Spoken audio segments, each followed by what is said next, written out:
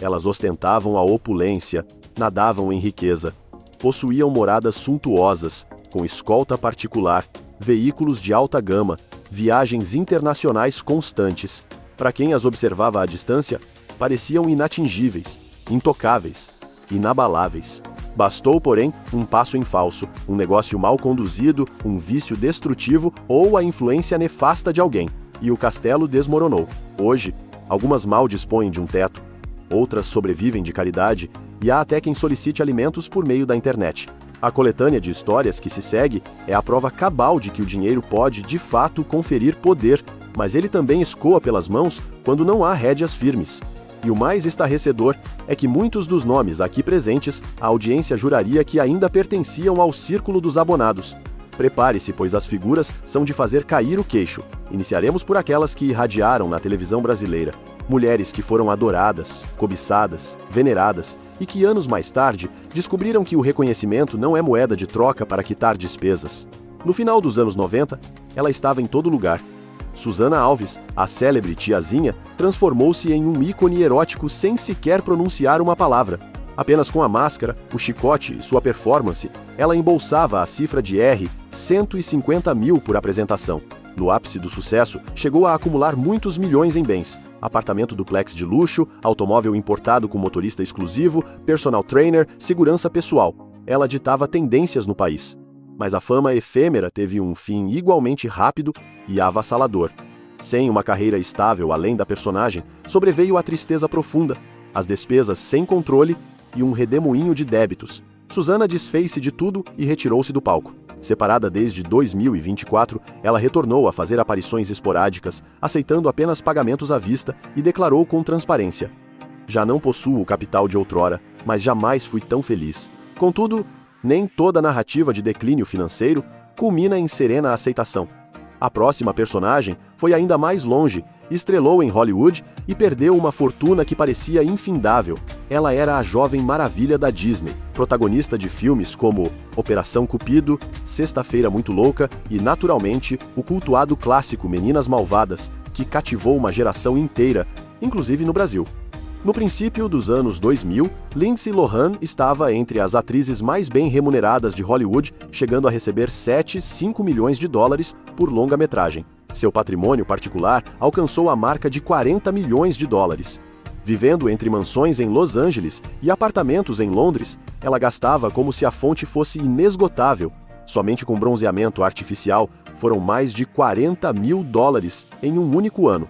No entanto, o sucesso precoce cobrou seu preço. Questões com substâncias, conflitos familiares e escândalos ininterruptos a transformaram em uma figura indesejada no cenário hollywoodiano. Processos judiciais se avolumaram, as contas entraram no vermelho e o IRS, o órgão de fiscalização fiscal americano, chegou a confiscar seus bens. Em 2012, ela devia mais de 800 mil dólares em impostos e faturas de cartão de crédito. Atualmente, aos 38 anos, ela tenta reerguer sua carreira aos poucos. Casou-se com um investidor financeiro milionário, inaugurou um clube de praia na Grécia e firmou parceria com a Netflix. Ainda lhe resta algum dinheiro? Sim. Mas dos 40 milhões de dólares iniciais, permaneceram cerca de 2 milhões e uma reputação desafiadora de ser restaurada. No caso da próxima mulher, o abismo foi ainda mais profundo. Ela era realeza, literalmente, e viu tudo se esvair após a própria família destruir o que ela levou décadas para construir. Por várias décadas, ela foi a rainha do bumbum, artista musical, bailarina, atriz, um símbolo sexual. Gretchen comercializou mais de 15 milhões de álbuns, realizou espetáculos em mais de 20 pascalizes e deixou sua marca na cultura brasileira com hits como Conga, Conga, Conga. No auge de sua fama, sua fortuna era inquestionável. Ela recebia cachês elevadíssimos, investia em imóveis, proporcionava conforto aos filhos e planejava o futuro. Mas bastou um instante de descuido para que tudo viesse abaixo. Enquanto estava confinada em um reality show, ela confiou suas finanças à sua própria família. Ao sair, o susto foi imediato. O capital que ela havia reservado para a educação do filho havia desaparecido. Nada restou. Em 2012, Gretchen abandonou o BBB e teve que restituir um cachê de R$ 80 mil. Em 2024, deixou o Power Couple e arcar com uma multa de R$ 180 mil.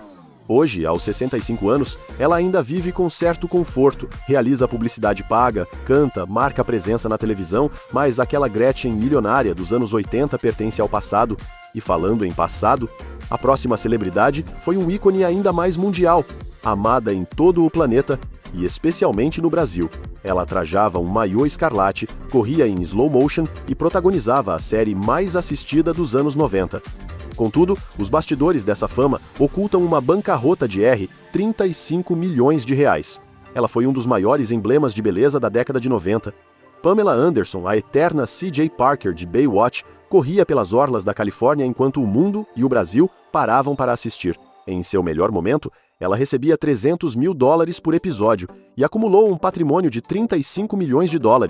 Ela possuía tudo: mansão em Malibu, contratos de publicidade de cifras milionárias, tapetes vermelhos, projeção internacional.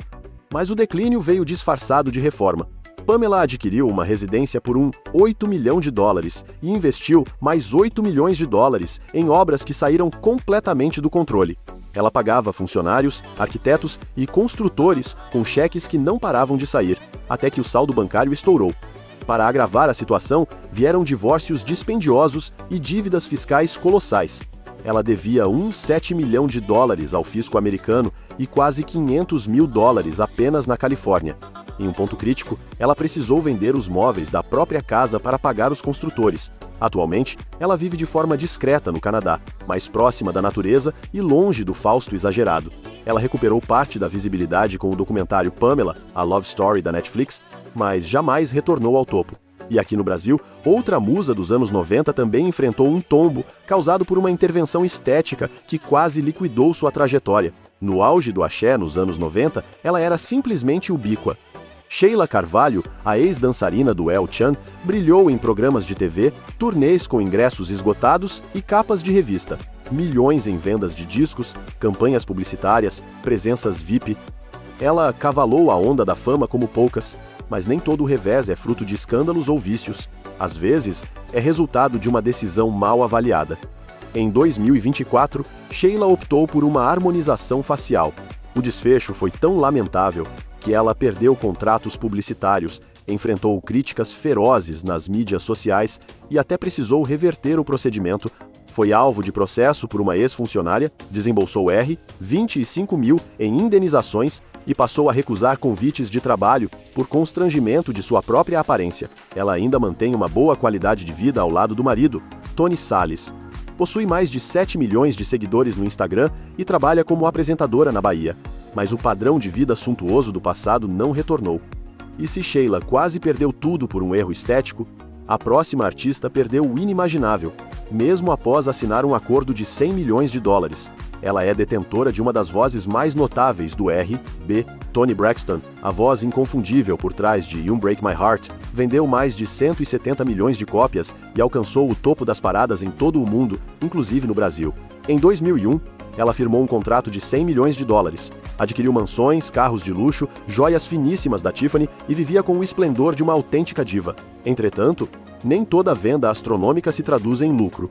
Toni declarou falência por 2 vezes. Na primeira, descobriu que, apesar dos milhões comercializados, recebia apenas $1.972 em royalties, em função de um contrato abusivo.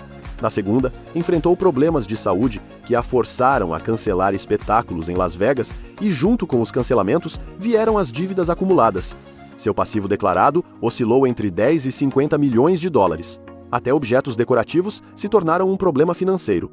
Hoje, Toni mantém a carreira ativa, mas distante do glamour dos anos 90. Em 2019, ela ainda devia $456 mil em impostos. A diva sobrevive, mas já não governa. Enquanto ela lutava para se reerguer após 2 bancarrotas, a próxima mulher desta lista fez o caminho inverso. Caiu de vez e depois retornou milionária utilizando uma plataforma que muitos ainda torcem o nariz. Ela surgiu como figura do funk carioca dos anos 2000 e, com seu magnetismo e ousadia, a mulher melão, Renata Frisson, virou presença constante em programas de auditório e colunas de celebridades. No auge, residia em um apart-hotel de luxo na Barra da Tijuca. Realizava até 12 shows por semana e faturava alto com presenças VIP. Mas a sorte mudou. A perda de contratos, a gestão financeira desastrosa e a excessiva exposição fizeram com que tudo desandasse. Em 2013, ela precisou deixar o Apart Hotel e retornou para a Vila Valqueire, o bairro onde cresceu. O dinheiro sumiu e os convites também. Foi então que ela apostou em algo que muitos artistas evitavam: plataformas de conteúdo adulto. E o resultado? Hoje, Renata afirma ter voltado a ser milionária graças ao OnlyFans. Adquiriu uma cobertura na Barra da Tijuca, retomou o padrão de vida que havia perdido e se reinventou sem nenhum pudor ou arrependimento. Ganhei mais com o OnlyFans do que com toda a carreira anterior.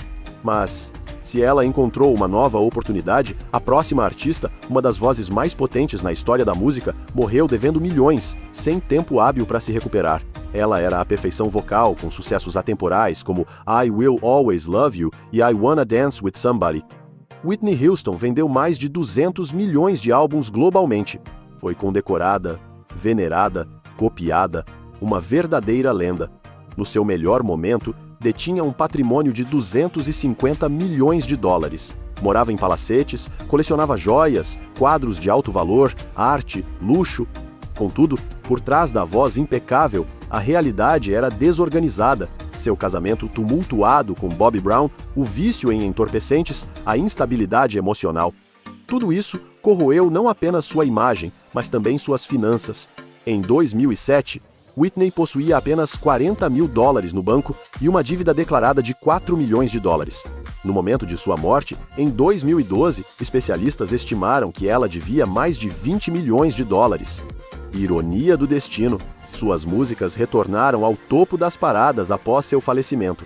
O espólio conseguiu liquidar os débitos, mas, para Whitney, já era tarde demais. E se perder tudo é cruel, imagine perder tudo depois de ter triunfado no maior reality show da televisão brasileira. Ela foi a primeira mulher a vencer o Big Brother Brasil.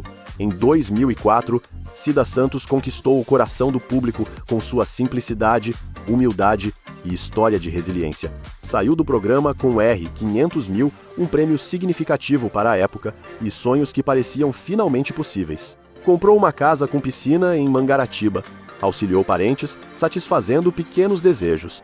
Mas ela não contava com a má fé de quem estava por perto. Cida foi vítima de fraudes, serviu de fiadora de aluguel para conhecidos que desapareceram sem pagar, investiu em reformas que beneficiaram terceiros e emprestou dinheiro que jamais foi devolvido. Acabou processada judicialmente e, pouco a pouco, perdeu tudo. Hoje, reside em uma kitnet de 2 cômodos em Itaguaí com o marido, um motoboy que ganha R$500 e 2 filhos. Todos dormem no mesmo quarto. Ela vende bolos de pote para complementar a renda familiar e preserva a dignidade como pode. Continuo sendo uma vitoriosa. Ando de cabeça erguida, afirma. Mas o Brasil esqueceu rapidamente. Da glória do reality, restou apenas a lembrança e as contas a serem pagas.